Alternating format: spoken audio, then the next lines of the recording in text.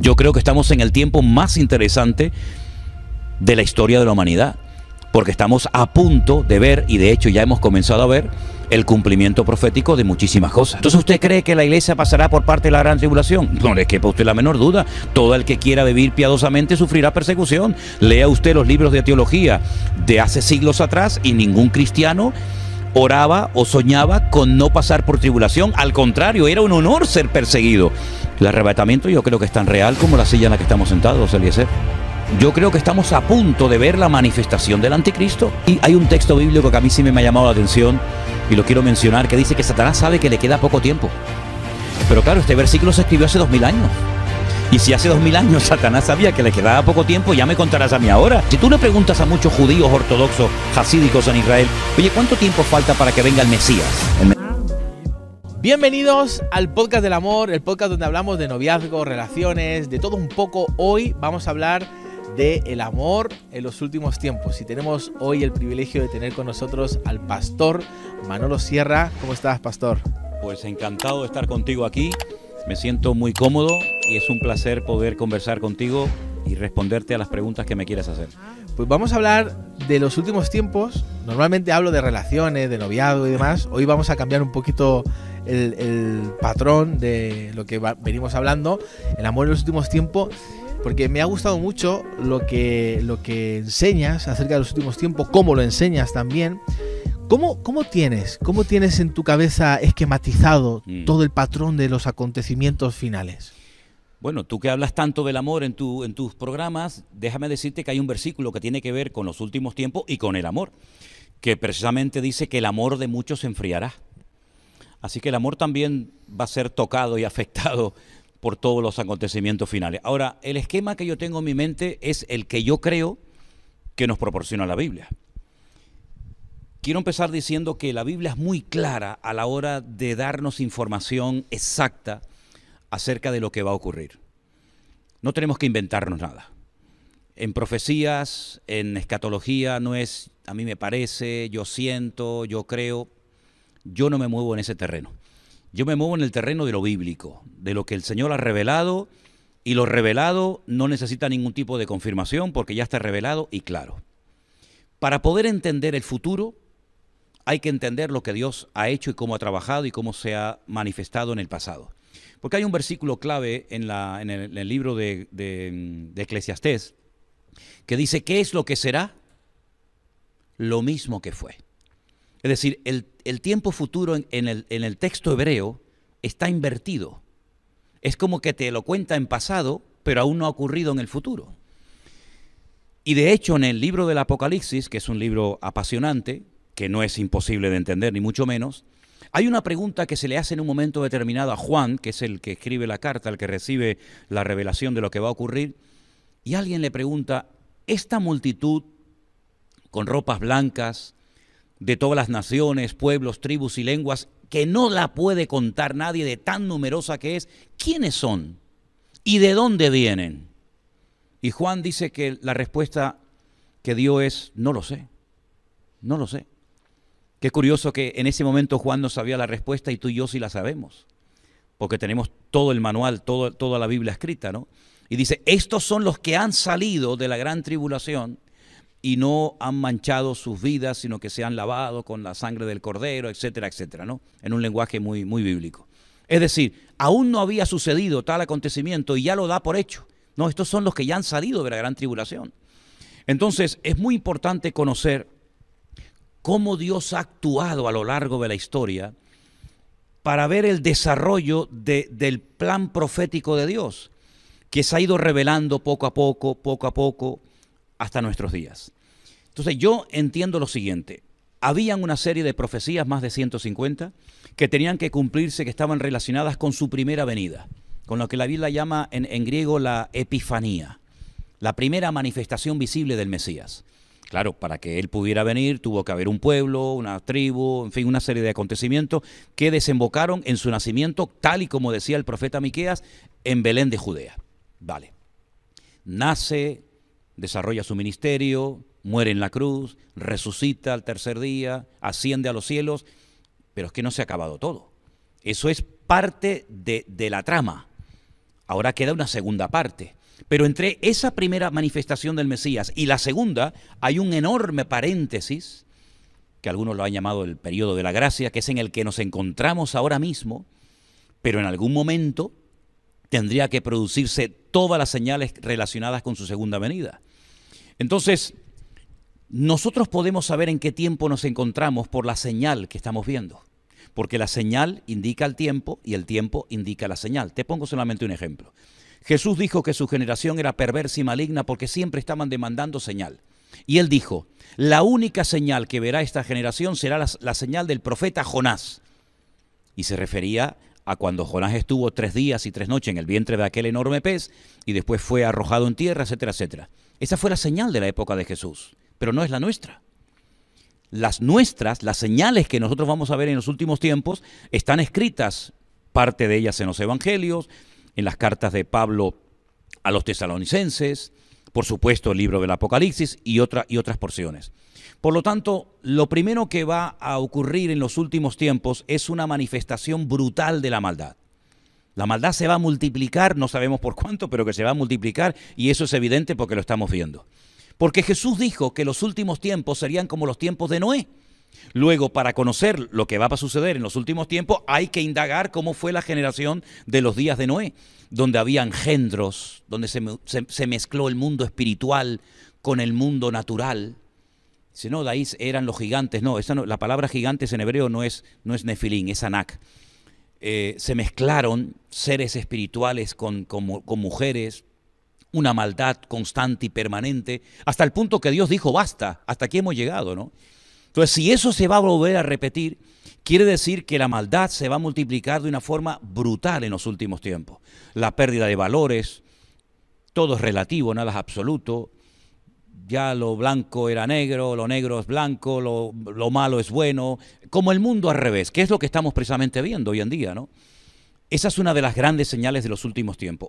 Otra gran señal que ya se ha producido fue el retorno del pueblo de Israel en mayo de 1948, ¿verdad? Cuando comenzó, por así decirlo, la cuenta regresiva. Esa profecía durante siglos no se había producido, pero ya es un hecho. Ya hay un país llamado Israel, con su bandera, con su himno, con su población, etcétera, etcétera. La recuperación de la ciudad de Jerusalén, que por más de 2000 años no le perteneció al pueblo de Israel, cuando en junio del 67 se pudo recuperar la perla, ¿no?, que es la ciudad de Jerusalén, la ciudad eterna del pueblo de Israel, y ahí comenzaron una serie de acontecimientos muy interesantes. Cosas que se han dado, por ejemplo, en Europa, el continente donde se han llevado las 2 batallas más grandes de la historia de la humanidad, la Primera y la Segunda Guerra Mundial, donde han muerto millones de seres humanos. Hoy en día somos amigos, comemos juntos alrededor de una mesa, alemanes, franceses, españoles, italianos, ingleses, etcétera. Esa es otra de las señales de los últimos tiempos. Y tantas cosas que vemos. Pero hay una señal que se tiene que producir sí o sí. Y yo creo, y lo puedo demostrar, creo, con la Biblia, es la manifestación de un personaje que recibe muchos nombres. El más conocido, el anticristo. Pero, por ejemplo, en el libro de Daniel se le conoce como el cuerno pequeño. Pablo lo llama el hijo de pecado, o el hombre de pecado, el hijo de perdición, el inicuo. Va a ser un líder político con una capacidad brutal, con una unción diabólica fuera de lo común, hasta el punto que es la primera vez en la historia que Satanás unge a una persona y le permite ofrecer lo que él nunca ha ofrecido a nadie, paz y seguridad. Ese personaje político, que está a punto de levantarse, va a ser el que va a dar el pistoletazo de salida a lo que se llama el tiempo de angustia de Jacob o la gran tribulación, que dura 7 años, divididos en 2 periodos perfectamente diferenciados, de 1260 días o 42 meses o 3 años y medio, o como dice Daniel, tiempos y la mitad de un tiempo, y todos esos sellos, trompetas y copas que menciona el libro del Apocalipsis se van a ir desarrollando poco a poco. ¿Qué es lo que ocurre con esto? Algo muy importante. ¿Dónde está la iglesia? ¿Dónde encaja el pueblo de Dios en todo esto? A mí me enseñaron, en la escuela bíblica en la que estudié hace más de 40 años atrás, que la iglesia no iba a ver nada de esto, que la iglesia iba a ser arrebatada, la iglesia no, iba a ser trasladada a las bodas del Cordero, mientras en el mundo se llevaba a cabo la gran tribulación y finalmente volveríamos, ¿verdad? que es cuando todo ojo le verá y toda rodilla se doblará. Bueno, pues esa teoría, porque no es doctrina bíblica, aunque se enseña como es doctrina bíblica, la inventó un cura, la inventó un sacerdote, aproximadamente 150, 160 años más o menos, ¿no? Y el señor Scofield la incluyó como comentario en la Biblia y cayó muy bien, que la iglesia no iba a pasar, ni iba a haber absolutamente ninguna señal que tiene que ver con la gran tribulación. Pero eso no es bíblico. La Biblia dice cuándo se producirá el arrebatamiento de la iglesia y la primera resurrección. Dice, he aquí os digo un misterio. No todos dormiremos, pero todos seremos transformados en un momento y en un abrir y cerrar de ojos. Porque se tocará la trompeta y los muertos en Cristo resucitarán primero. Luego nosotros los que vivimos seremos arrebatados para recibir al Señor en el aire y así estaremos siempre con Él. A la final, trompeta. A la final, trompeta. Señores, ¿cuál es la final trompeta? Pues la que cuenta el libro del Apocalipsis, que dice que son 7 toques de trompeta. Lean ustedes en el Apocalipsis qué ocurre cuando se toca la 7ª trompeta y se van a dar cuenta que tiene que ver con el arrebatamiento de la iglesia y con la primera resurrección, porque la Biblia habla de 2 resurrecciones. Y lo viene diciendo ya desde Daniel capítulo 12, que unos resucitan para vida eterna y otros para continuación eterna. Y esa primera resurrección se produce al final de la 7ª trompeta, como dice Pablo, como misterio revelado en 1 Corintios capítulo 15, versos 51, 52. Por lo tanto, yo creo que estamos a punto de ver la manifestación del anticristo. Y yo sé que algunas personas se pueden llevar las manos a la cabeza diciendo, pero si a mí me enseñaron que eso no lo íbamos a ver. Bueno, es que usted tiene que comprobar a la luz de las Sagradas Escrituras si lo que le enseñaron, si su teología coincide con la Biblia, o usted quiere que su teología o que la Biblia coincida con su teología. Por consiguiente, yo creo que estamos en el tiempo más interesante de la historia de la humanidad, porque estamos a punto de ver, y de hecho ya hemos comenzado a ver, el cumplimiento profético de muchísimas cosas. Por lo tanto, si se están preguntando algunos, ¿entonces usted cree que la iglesia pasará por parte de la gran tribulación? No le quepa a usted la menor duda. Todo el que quiera vivir piadosamente sufrirá persecución. Lea usted los libros de teología de hace siglos atrás y ningún cristiano oraba o soñaba con no pasar por tribulación. Al contrario, era un honor ser perseguido.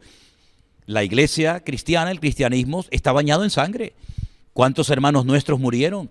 Y eran a lo mejor más santos o más espirituales y más consagrados que nosotros. Por consiguiente, no nos tiene que sorprender que nos persigan. Lo que nos tiene que sorprender es que no nos persigan. Lo que nos tiene que sorprender es que no se metan con nosotros. Porque Pablo llegó a decir que el cristianismo, los cristianos eran la escoria del mundo en aquel tiempo, ¿no? Por lo tanto, yo creo que la iglesia, muchos no se han enterado y están dormidos, no jugando a no sé qué, pero la iglesia va a pasar un tiempo difícil y de prueba. Y además le viene bien, ¿sabes, Eliezer? Le viene bien porque donde más ha crecido la obra y cuando más fuerte y más unidos hemos estado ha sido cuando nos han pinchado y cuando nos han perseguido. Cuando pasan de nosotros y ni siquiera se dan cuenta de que estamos, que es una desgracia tremenda que no esté la luz encendida, pues es cuando más se ha relajado la iglesia y cuando peor nos ha ido.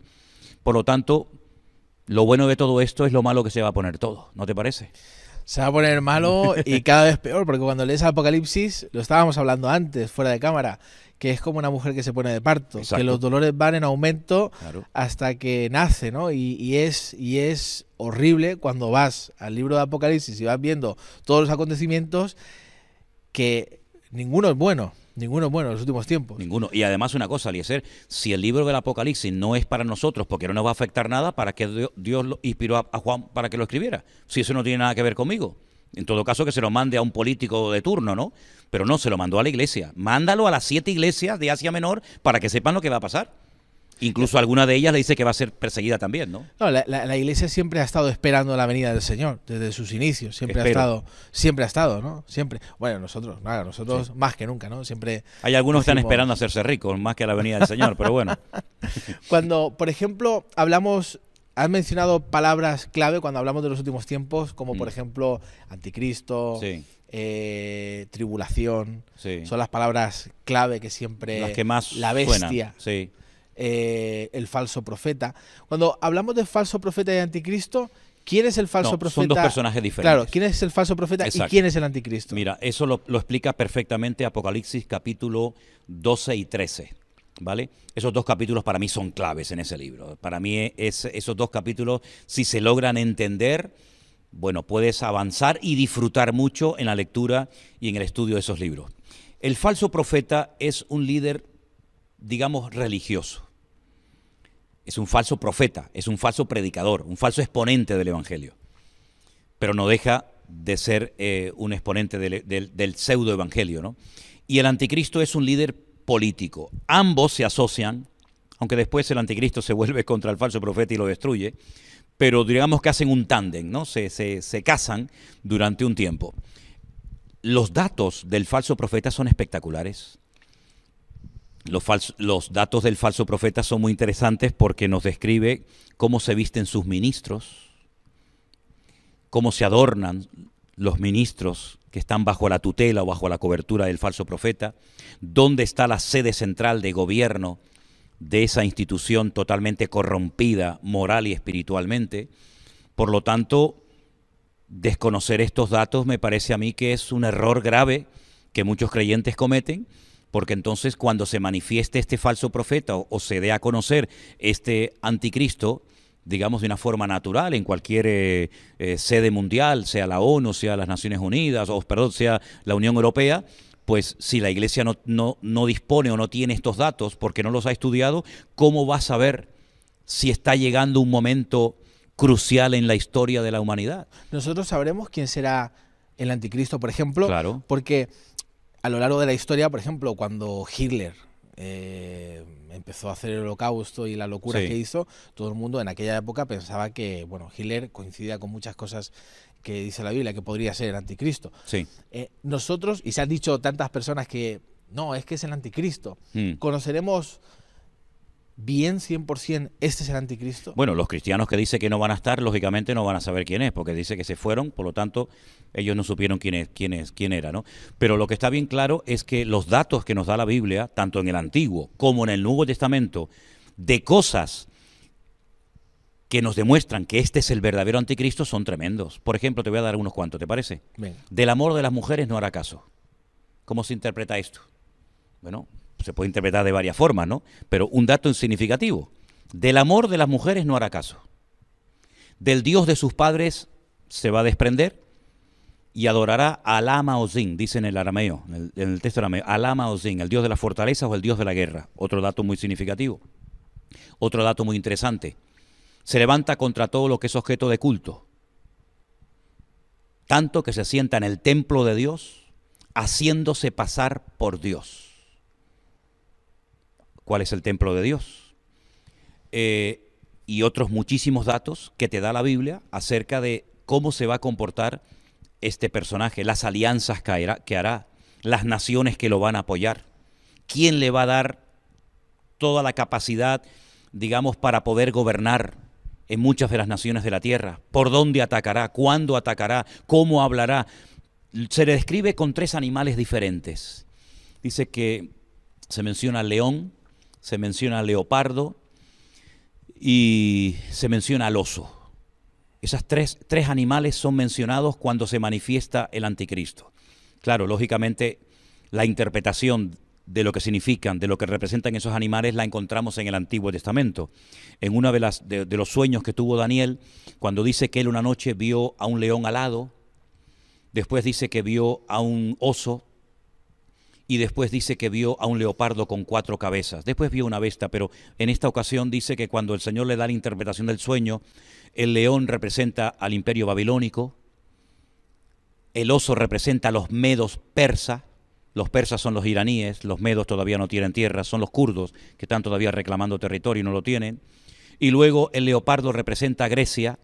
¿Pero por qué lo representa con 4 cabezas? Porque en el tema profético, en el tema escatológico, los cuernos son naciones y las cabezas son imperios.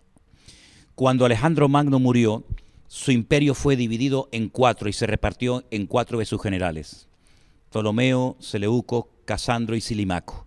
Esos 4 generales tomaron posesión de su reinado y por eso sale como con 4 cabezas. Luego el anticristo aglutina en su persona características de los babilónicos, formas de hablar de los persas y formas de actuar de los griegos. Hay que estudiar cómo era la cultura de los griegos, cómo son los persas en la actualidad, cómo actuaron los babilónicos en el pasado, porque es como una mezcla de características de estos imperios que han precedido a este último imperio que viene, y te vas a dar cuenta de que yo lo llamo, es una expresión mía, la última bala en la recámara de la pistola de Satanás, ¿no? Es la última oportunidad que tiene para conseguir sus objetivos. Sí. Es verdad que Hitler se pareció mucho a un anticristo, pero hay un dato muy significativo. El idioma griego, que fue en el que se escribió el Nuevo Testamento, y el hebreo del Antiguo Testamento son idiomas alfanuméricos. Es decir, las letras son números y los números son letras. Por poner un ejemplo, ¿no?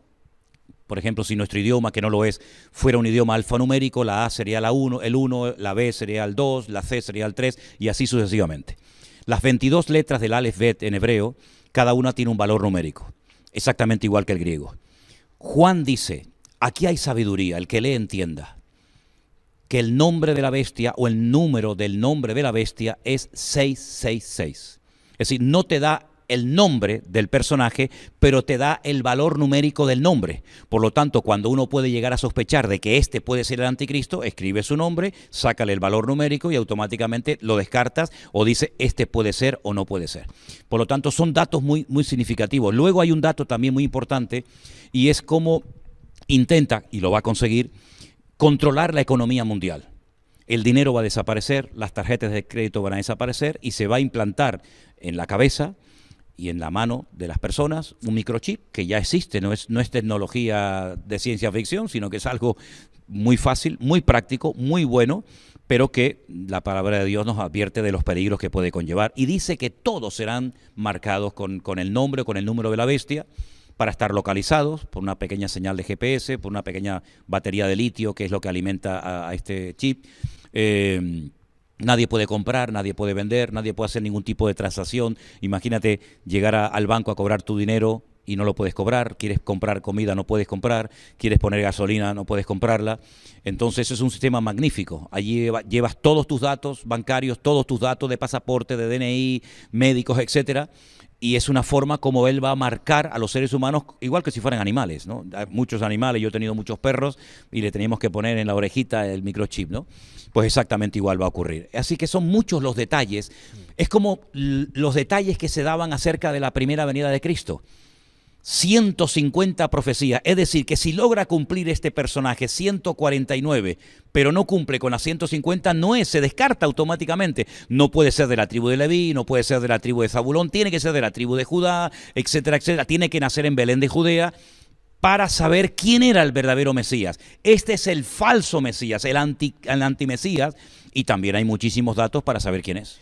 Es interesante lo que dices, porque justamente hace poco leí una noticia hablando de la inteligencia artificial, que esto sería otra pregunta que podríamos hablar, de cómo la inteligencia artificial en los últimos tiempos, o qué papel va a jugar la inteligencia artificial en los últimos tiempos. De hecho, hablando de los datos que decías, de todos los datos que tienen sobre nosotros, Elon Musk no gana tanto dinero de los Tesla, él ha ganado dinero a base de la información que ha recaudado sobre PayPal, todas las plataformas que ha hecho y ha vendido a otras compañías. O sea, eso ha sido. Pero otro día Elon Musk, hablando de los peligros de la inteligencia artificial en el futuro, vi algo que me causó una curiosidad tremenda, porque decía que hablando con Larry Page, que es uno de los fundadores de Microsoft, o uno de los que están allí, decía que Larry Page estaba creando un dios nuevo a base de inteligencia artificial. Y era espeluznante cómo empezaban a crearlo, a decir qué podría pasar. ¿Cómo ves tú, con todas estas noticias que tenemos, la inteligencia artificial en los últimos tiempos? ¿Qué te sugiere? Bueno, una de las señales de los últimos tiempos es que, y Pablo describe incluso hasta el carácter de los hombres de los últimos tiempos, es que habría inventores de males. La capacidad de la maldad del hombre es ilimitada, ¿no? Dios creó al hombre a su imagen y semejanza, y ahora lo que el hombre quiere es crear a un Dios a su imagen y semejanza, ¿no? Es otra vez todo invertido, ¿no? Por lo tanto, el Internet, las redes sociales, la inteligencia artificial, claro que va a jugar un papel fundamental en los últimos tiempos. De hecho, cuando en el libro de Apocalipsis dice que el anticristo pone una imagen suya en el templo que habla. Bueno, la Biblia nos enseña que las imágenes tienen ojos y no ven, tienen boca y no hablan, tienen oídos y no oyen y pies y no caminan. Pero sin embargo dice que él pone una imagen suya en el templo y habla. Y la gente cuando lo ve, lo adora. Hombre, lo que está bien claro es que no va a poner una estatua como la puso Nabucodonosor en Babilonia, ¿no? Sino que él va a poner probablemente un holograma. Mira, ahora el año que viene se va a dar por primera vez en la historia un matrimonio que nunca se ha dado. Y es una señora que se va a casar con un holograma de esto, ¿no? Un avatar. Sí, sí, una cosa de estas re extraña, que haces así, no está, pero está, ¿no? Entonces, el anticristo va a echar mano de toda la tecnología. De hecho, la tecnología no es buena ni mala, es según el uso que le des. El Internet es maravilloso. Mira, gracias a Internet nos están viendo miles de personas, o millones. Pero, hombre, esto lo puedes utilizar para lo bueno o lo puedes utilizar para lo malo. La dinamita no se inventó para matar a la gente, la dinamita se inventó para otras cuestiones, ¿no? Por lo tanto, el enemigo, como dice la Biblia, que los que son del pecado y de la maldad siempre piensan en cosas malas, y los que somos del Espíritu pensamos en las cosas del Espíritu, el diablo siempre está maquinando. Y todo lo que él pueda utilizar para alcanzar sus objetivos, lo va a hacer. Yo siempre he dicho que nosotros vemos la televisión, pero la televisión nos ve a nosotros. Yo siempre he dicho que nosotros cogemos un teléfono, un celular, como llaman algunos, y podemos hablar y tal, sí, pero es que el celular también te está escuchando a ti constante y permanentemente, sabe dónde estás 24 horas al día. Y tú hablas un día de vacaciones en Hawái y al momento te salen informe de vacaciones en Hawái. Me ha pasado muchas veces, muchísimas veces. Además lo he hecho a propósito y funciona, sí, sí, sí. Totalmente. Hablemos más de Cristo. Sí. Hablemos más del Señor, prediquemos la palabra a tiempo y fuera de tiempo, a ver qué es lo que pasa. A ver si nos sale más. Claro. Por ejemplo, cuando hablamos también de el rapto, que es otra palabra fundamental cuando hablamos de los últimos tiempos. Sí. ¿Qué sabemos en la Biblia con respecto al rapto o al arrebatamiento? Bueno, hay versículos muy interesantes. Por ejemplo, cuando lo que te citaba antes de 1 Corintios 15 dice, no todos dormiremos, pero todos seremos transformados. Metamorfosis es la palabra que aparece, en un momento y en un abrir y cerrar de ojos. Bueno, yo pienso que ahí hay una referencia clara a este tema, ¿no? Algunos lo relacionan únicamente con la segunda venida. Pero Jesús dijo, por ejemplo, que estarán dos en una cama. Uno será tomado y el otro será dejado. Dos mujeres estarán moliendo en un molino. El molino casero, no el industrial, el grande. La una será tomada, la otra será dejada. Yo creo que hay muchas referencias en la palabra de Dios de una desaparición masiva de miles, de millones de seres humanos. Y a mí lo que me llama mucho la atención, que incluso hoy en día hay predicadores que dicen que el milenio no existe, que es una forma metafórica de hablar de un periodo corto de reinado de Cristo, que el arrebatamiento no existe, que la segunda venida de Cristo no es así como se ha dicho siempre, sino que es diferente. Sí, a mí me llama mucho la atención que son los mismos creyentes los que ponen en tela de juicio lo que enseña la palabra de Dios, por lo cual millones de hermanos nuestros han dado su vida y han muerto crucificados y quemados en las hogueras por defender esas doctrinas, y ahora resulta que nosotros, los más listos de la historia, cuestionamos lo que otros hermanos nuestros fueron capaces de dar la vida por defenderlo hasta la muerte, ¿no? El arrebatamiento yo creo que es tan real como la silla en la que estamos sentados, Eliezer. Lo que pasa es que es algo tan misterioso. Yo recuerdo en mi época, cuando yo me convertí, era joven, que nos ponían películas en las iglesias sobre el arrebatamiento, ¿no? Y soñábamos, ¿no? Y nos asustábamos cuando mirábamos a un lado y no estaba el hermano y decíamos, nos habremos quedado, ¿no? Parece como que eso se ha ido perdiendo, nos hemos entretenido en otras cosas, y es que el enemigo es un experto en entretener a la iglesia, porque ya a los inconversos ya los tiene en la saca, ya los tiene en el bolsillo, ya son de él. Pero entretiene a los jóvenes, entretiene a los creyentes con otras historias, con otras metas, con otros objetivos, y nos olvidamos de que esta es una de las cosas más maravillosas del mundo, ser arrebatados en vida. Yo siempre prediqué durante toda mi vida que yo no iba a morir, era mi anhelo, ¿no? No sé, no lo puedo decir a ciencia cierta, pero yo no voy a morir, yo voy a ser arrebatado con el Señor. Pero decir esto hoy en día en ciertos ambientes, decir, este tío está loco, ¿cómo que no va a morir? Eso del rapto no existe. Yo digo, ¿pero qué es lo que ha pasado? ¿Qué es lo que ha pasado de un tiempo a esta parte? Bueno, Dios lo sabe, ¿no? Sí, totalmente. Cuando hablamos, se me ha traspapelado una cosa que tenía para decirte, cuando dice todo ojo le verá, sí, cuando Él venga. Eso es en su segunda venida. En su segunda venida. Eso es en su segunda venida. Ahí, por ejemplo, muchas personas cuando empezamos a tener teléfono móvil y demás, decimos, ahora cobra sentido porque todo el mundo con la pantalla en un directo, por ejemplo, en cualquier plataforma digital, tú puedes ver qué está pasando. ¿Y el que no tiene teléfono? ¿No lo veo o qué? Claro, por eso te digo, este acontecimiento para ti, ¿cómo se va a dar? Mira, ¿sabes lo que pasa? Que nosotros no podemos interpretar la Biblia con los parámetros del siglo XXI. Pero cualquier pasaje, cualquier pasaje no podemos interpretarlo ni como cristianos, y menos el Antiguo Testamento. Imagínate las barbaridades que yo he tenido que escuchar a veces cuando, por ejemplo, dicen, no, es que hay un texto en Isaías capítulo 6, el llamamiento de Isaías, donde dicen los serafines, santo, santo, santo es el Señor, y entonces santo el Padre, santo el Hijo, santo el Espíritu Santo. Oiga, mire, si usted quiere hablar del Padre, del Hijo y del Espíritu Santo, hay miles de versículos mucho mejor que ese. El tema es que en el hebreo no existe el superlativo. Entonces lo que se tiene que hacer es repetir la palabra. Por ejemplo, en nuestra Biblia tenemos un versículo que dice, tú guardarás en completa paz aquel cuyo pensamiento en ti persevera por cuanto en ti ha confiado. Oiga, ¿la paz es completa o no es completa? Si es de Cristo es completa. ¿Por qué dicen paz completa? Es que en el hebreo no dice así. En hebreo dice shalom, shalom, paz, paz. Porque no existe superlativo, entonces hay que repetir la palabra, ¿verdad?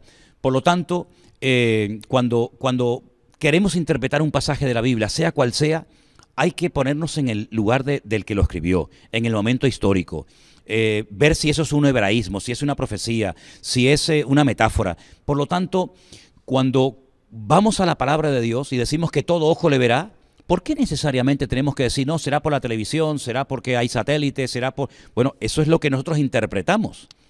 Pero, por ejemplo, ¿cómo interpretamos lo mismo que va a ocurrir ese día? Que cuando Él venga no será de día ni de noche. ¿Cómo que no va a ser? No, ni de día ni de noche. Es un día que solamente conoce el Señor. No nos cabe en la cabeza. Él dijo, si os he hablado en términos terrenales y no me entendéis, si os hablara en una dimensión espiritual más elevada, no me entenderíais. ¿Cómo es posible que el primer día de la creación Él dijo, sea la luz, y fue la luz, y hasta el cuarto día no creó el sol? Entonces, ¿cuál era la luz? Primer día, segundo día, tercer día, había luz, pero no había sol, ni luna. No lo entiendo. Claro, no lo entiendes porque tú lo interpretas desde lo que tú conoces, pero es que hay que ponerse al otro lado. Por lo tanto, el de todo ojo lo verá. Yo no sé si va a ser por el teléfono. Bueno, y el que vive en la selva no verá que Cristo vino. Y el que no tiene teléfono, o el que está en un submarino, no se enteró que Jesús vino. Yo creo que será algo tan espectacular que no hay forma de poder interpretar con la tecnología y con el conocimiento que tenemos actualmente cómo será el acontecimiento más grandioso de toda la historia de la humanidad que llevamos miles de años esperando cuando Él venga en las nubes, y será algo realmente increíble. Claro, lógicamente los que no creen en el Señor ni leen su palabra dirán que estamos locos, ¿no? Pero bendita la cura, porque esta es la bendita esperanza de la Iglesia.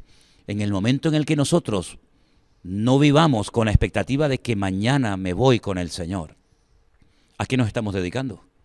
Yo predico y vivo hoy como si fuera el último día de mi vida, porque hace años me dijeron que me quedaba poco de tiempo de vida y mi vida cambió completamente, y entonces me doy cuenta de que ya no podemos hacer planes a tan largo plazo.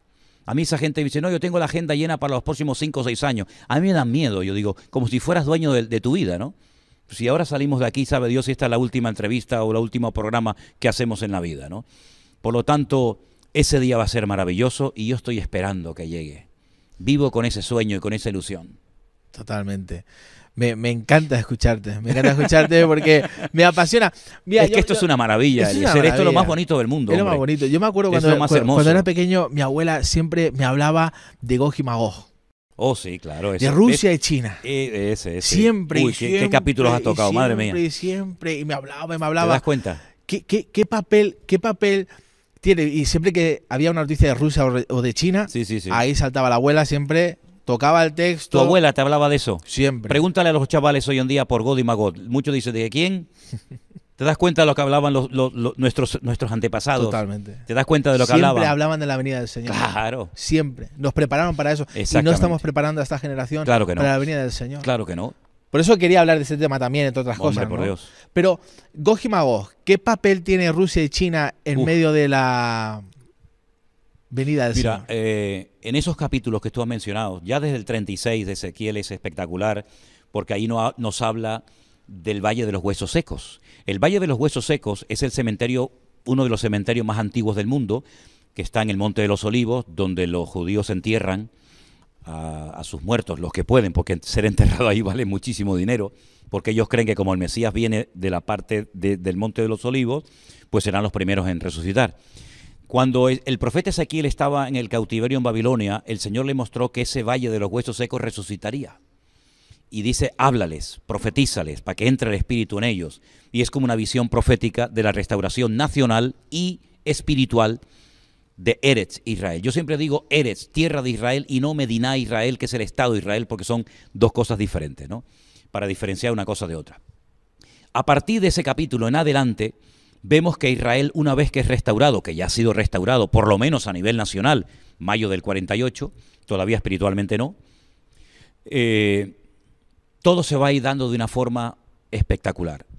Gog, Magog, Mesed y Tubal son lugares y personajes que se mencionan en los capítulos de Ezequiel, y dice que atacará a Israel entrando por el norte, es decir, por los famosos altos del Golán, que Israel conquistó en el año 67, pero que por ahí entrará una multitud de millones de personas con el objetivo de destruir al pueblo de Israel y con el objetivo de conquistar la ciudad de Jerusalén, que es, como dicen los judíos, el ombligo del mundo, el lugar de donde Dios creó la tierra, ¿no?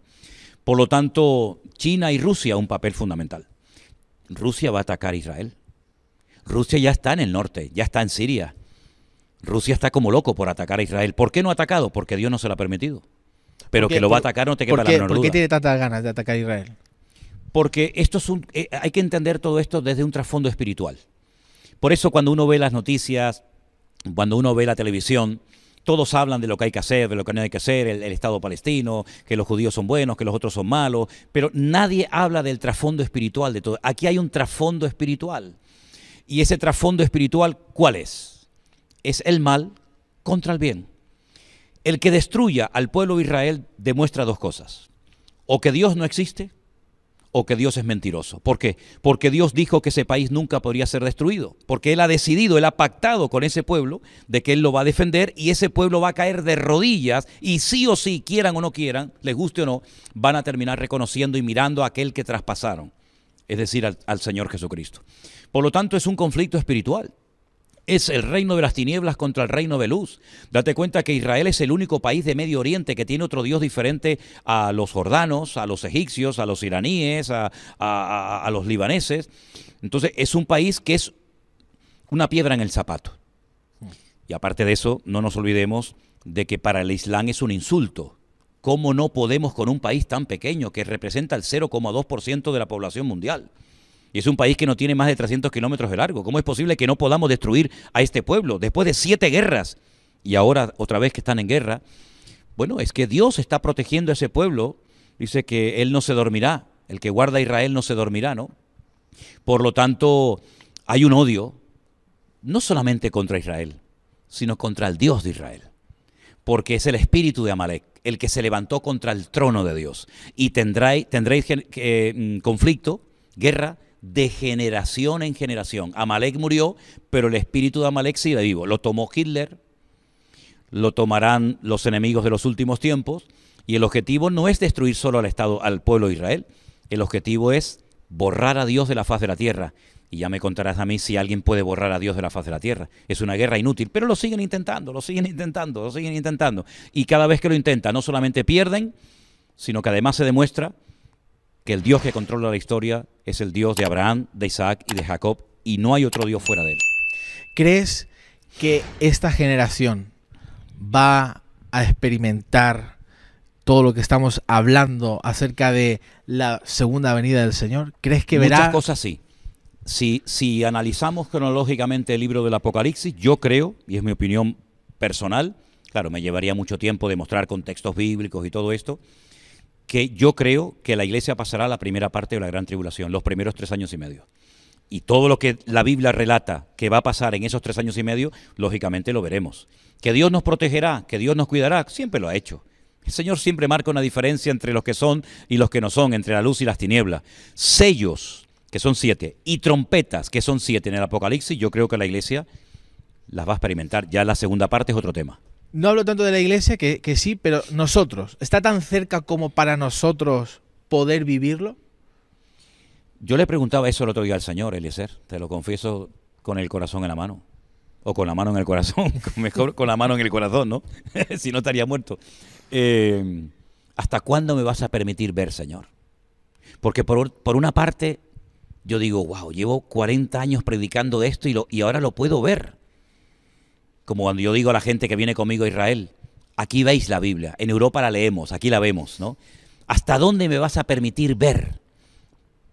Pero como humano, en la carne a veces digo, oh, Señor, guárdame porque no sé si seré capaz de aguantar todo esto sin tu gracia y sin tu misericordia. Aparte tengo un nieto precioso de 1 añito y pienso mucho en él, ¿no? ¿Qué mundo le vamos a dejar a nuestros hijos y a nuestros nietos? Pero Dios nos va a dar la fuerza. ¿Hasta dónde vamos a poder ver? No lo sé. Pero la verdad que el horizonte, humanamente hablando, crea mucha preocupación. Sí, porque desde el 2020, no sé si es una sensación solamente mía, desde el año 2020, cuando empezó la pandemia, yo personalmente he visto una aceleración de los tiempos, el Señor me habló de esto, Claro. increíble, brutal.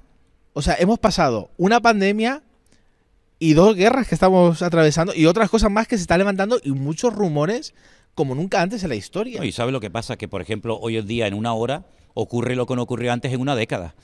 Por ejemplo, lo de la pandemia, lo del marzo del 2020, que ya vamos a hacer 4 años, dentro de poco. Bueno, fue algo brutal. Jamás en la historia de la humanidad había ocurrido algo así. Pero ya lo contamos como aguas que pasaron. Pero es que lo tuvimos que vivir un día y otro día y una semana y otra semana y un mes y otro mes. Y yo prediqué durante meses a sillas vacías en la iglesia en Tenerife, ¿no? Que te quiero decir con todo esto que ahí vimos cómo en 1 hora te sale un anuncio en televisión y te dice todo el mundo para adentro y nadie podía salir a la calle. ¿Hasta cuándo? Bueno, ahora sabemos hasta cuándo duró, ¿no? Que te quiero decir de que el mundo es muy cambiante y es que no hay tiempo. Es que hay un texto bíblico que a mí sí me ha llamado la atención y lo quiero mencionar, que dice que Satanás sabe que le queda poco tiempo. Pero claro, este versículo se escribió hace 2000 años. Y si hace 2000 años Satanás sabía que le quedaba poco tiempo, ya me contarás a mí ahora, pues le quedarán horas. Le quedarán horas. Si tú le preguntas a muchos judíos ortodoxos, hasídicos en Israel, oye, ¿cuánto tiempo falta para que venga el Mesías? El Mesías, desde su punto de vista, te dicen 1 hora. Es decir, mañana yo no sé lo que va a pasar. Pero tantas bombas atómicas, ¿tú crees que nunca nadie las va a utilizar? ¿Nadie va a tener la tentación de apretar el botón? Yo no me lo creo. De hecho, la Biblia habla de que se van a utilizar armas bacteriológicas, químicas, nucleares, cómo se muere la gente por un efecto de estas bombas. Sí, yo no sé hasta dónde el Señor nos va a permitir ver, pero estamos viviendo en tiempos muy interesantes, de verdad, muy interesantes. Y acelerados. Esta aceleración nos lleva a un año marcado en una agenda, que es 2030. Oh, sí. Agenda 2030, Sí. que tiene, cuando ves todo lo que implica, todas las declaraciones de intenciones que tienen acerca de todo lo que quieren hacer hasta 2030, da miedo. Sí, sí. ¿Lograrán hacerlo hasta 2030? No lo sé, pero da miedo. Cuando lo lees y lo que hay detrás, da miedo. ¿Crees que estos 10 años son clave para la historia? Yo creo que van a llegar hasta donde Dios les permita llegar. Porque no nos olvidemos que aquí el que manda y el que controla la historia, el que quita y pone es Dios. El hombre puede planificar. Mira, Hitler decía que su tercer Reich iba a durar 1000 años y terminó en un rotundo fracaso y ya de los nazis no queda ni la bandera, ¿no? Que te quiero decir con todo esto de que el hombre puede proponer y creer en muchas cosas, pero Dios es el que controla y el Señor es el que va a permitir que se llegue hasta cierto límite. Y además te voy a decir una cosa, y llegará un momento que Dios dice, hasta aquí has llegado. Porque dice que si aquellos días no fueran acortados, nadie se podría salvar. Por lo tanto, lo bonito de todo esto es que esto no es un caballo desbocado, que no tiene control. No, esto tiene control. Y todo está saliendo según el plan de Dios. Ni más ni menos. Porque aquí ni una hoja de un árbol se cae sin permiso de Dios. Por lo tanto, eso es la fuerza y la fe que tenemos de que todo está saliendo según el diseño de Dios, aunque sea fuerte, pero es así. Totalmente, y podríamos hablar tanto de tantas cosas. Seguro. Yo quiero cerrar este podcast, está súper interesante, pero tenemos que ir acabando ya, en una pregunta que se sale del tema, pero no de lo que yo suelo hablar en los podcasts. Te lo he mencionado antes y quería que le mandaras un mensaje a todas aquellas personas que están buscando la persona de Dios para su vida. ¿Cómo saber si la persona que me gusta, que me atrae, es de Dios? Bueno, ya nos vamos a otro tema completamente Nos vamos diferente, a otro tema. ¿no? Sí, hemos cambiado. Sí. Es una pregunta, porque yo siempre en los podcasts tengo como bien, un muy consultorio bien, que me perfecto. mandan la pregunta y quería hacerte esta pregunta para cerrar No, muy este bien, me tiempo. parece bien. Y seguramente muchos chicos jóvenes y chicas pues están viendo esto y se harán esta pregunta, ¿no? Bueno, a mí en mi época me gustaban todas. ¿Qué quieres que te diga? Y que a un chico le gusten las chicas, pues qué bueno, ¿no? Qué bueno que le gusten las chicas, si no sea, en fin. Y que a las chicas les gusten los chicos. Ahora, eso no significa de que esto es como cuando yo jugaba de pequeño, Tim Marín de Openhue, Cucaramaca, Titirifue, ¿no? Esta o aquella, ¿no? Dios tiene un propósito para nuestras vidas. Dios tiene la persona perfecta para tu vida. Seas chico o chica, Dios tiene la persona perfecta para tu vida. Recuerda lo que le pasó a Adán. Adán se sentía solo y Dios le buscó su compañera. Lo metió en un profundo sueño para que no opinara, ni dijera así o asado, sino tú cállate que yo sé lo que te conviene y lo que no te conviene. Y el Señor le dijo, esta es tu compañera idónea, ¿no? Lo bonito de todo esto es que Dios se encarga de todos los detalles de nuestra vida. Si a ti te gusta ese chico, te atrae esa persona, ora al Señor, ora a Dios. Me dicen algunos, ¿se pueden poner pruebas? Sí, ¿por qué no? Yo solamente te voy a decir una cosa, lo que Dios tiene para tu vida, si tú quieres hacer la voluntad de Dios, nadie te lo va a quitar. No tienes que competir, no tienes que pelearte con nadie, porque lo que Dios tiene para tu vida, nadie te lo va a quitar. No pierdas el tiempo enamorándote, dándole lugar a emociones y a sentimientos que después te pueden hacer mucho daño, tanto a ti como a otras personas, ¿verdad? Aprende a esperar en el Señor, porque no solamente es que te guste. Generalmente lo que te atrae, lo que te llama la atención es lo que vemos, lógicamente. Pero hay que conocer a la gente. ¿Qué gustos tiene esa persona? A lo mejor tú quieres servir a Dios y ella no, o él sí, o ella no. Entonces, orar, hablar, buscar a Dios en oración, pedir consejo. En la multitud de los consejos está la sabiduría. No experimentes, en esto no se pueden, yo la verdad te lo digo, en esto no se pueden hacer experimentos. ¿Por qué? Porque el Señor sabe lo que te conviene y lo que no te conviene. ¿Dónde está esa persona? Aunque no lo veas aquí, mira, mi noviazgo duró 7 meses por carta y por teléfono. Yo vi a mi mujer 20 días físicamente antes de casarme. Ella vivía en Galicia, yo estaba en el ejército, en Andalucía, no existía WhatsApp, no había Facebook, no había teléfonos, y yo estuve 7 o 9 meses simplemente por carta y por teléfono y nos vimos físicamente 21 días antes de nuestro matrimonio. Ya hemos cumplido más de 40 años de matrimonio. Por lo tanto, lo que es imposible para el hombre es posible para Dios. Es una necesidad, es un deseo, es un anhelo, casarte, formar una familia, tener hijos, bendito sea Dios. Pero es que ese anhelo no nace de tu corazón. Ese anhelo es un anhelo bíblico, te lo pone el Señor en tu vida. Por lo tanto, ora al Señor, espera en el Señor, pide consejo y no corras, que el Señor tiene lo mejor para tu vida. Y más vale esperar que por correr, hacer las cosas mal y después llorar. Y es mejor a veces decir, me gustaba, lo quería mucho, pero es mejor llorar una semana que llorar toda una vida. Tremendo consejo, tremendo consejo. Bueno, gracias Gracias por a ti, tu un placer, tiempo, gracias una bendición. por tu sabiduría, por favor. dejarte usar por el Señor. Y nos vemos en el siguiente podcast del amor. Ya sabes, suscríbete, dale like, compártelo con alguien que necesita escuchar lo que tú ya has oído. Dios te bendiga. Amén.